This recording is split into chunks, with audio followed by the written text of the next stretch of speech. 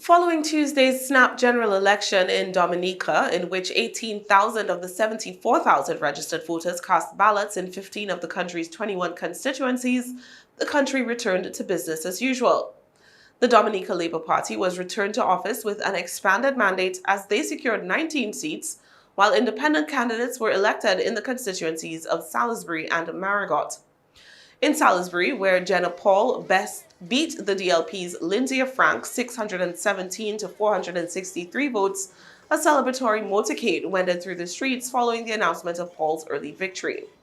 The other independent is Anthony Charles, who defeated the DLP's Gregory Riviere by a margin of 491 to 329 in Marigot.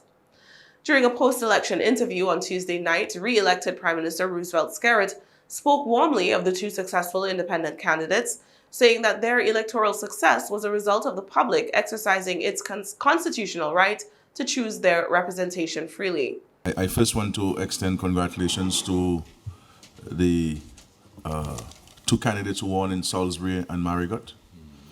I think it clearly shows that the elections were credible and they were free and fair, and that the voters of Dominica exercised the right to vote, and they voted for candidates of their choosing.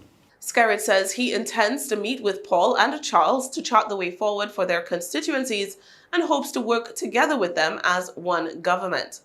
Skerritt also expressed his intent to meet with Thompson Fontaine, elected political leader of the island's main opposition, United Workers' Party, after the UWP decided to boycott the December 6th election. Skerritt says he wants Fontaine's views on the country's progress. The UWP had taken issue with Skerritt's dissolution of parliament less than halfway through his allotted constitutional term and exhorted its supporters to refrain from participating in the voting exercise the party deemed an abuse of power on Skerritt's part, having not implemented long-called-for electoral reform. That reform is coming, Skerritt promised once again, committing to passing legislation on the issue by next Easter. I'm hoping that this is a new page in our country's history. I know the issue that people have raised is the issue of electoral reform. I rather say it's the modernization of the electoral process, and which essentially are two fundamental issues. One, national ID cards, and two, the verification process to address issues of the large voters list. I will say this time around that nobody's going to accuse me of not advancing the process. By Easter of next year, we will go to Parliament and pass the legislation.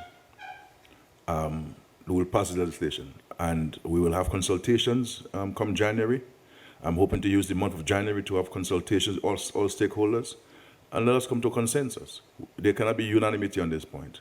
Let's come to a consensus, and I can say to the Dominican public, I've already written to the Commonwealth, the OAS and CARICOM, asking for technical support to review the report of Sir Dennis Byron to ensure that it captures what they would recommend, they have recommended to us that would meet international best practices. Once they give me the stamp of approval, from their point of view, and I've asked them to do so very quickly, when we engage in the various publics on this, come Easter, we will certainly pass legislation and start the process of the issuance of national ID cards, the verification process.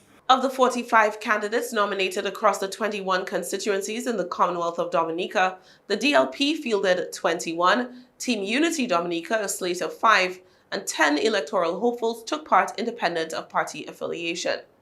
This marks the Prime Minister's 6th elected term, having been in office since 2004 and having sailed back into Parliament after being elected unopposed. Skerritt was sworn in at 4 p.m. today, Wednesday, at the State House Conference Center.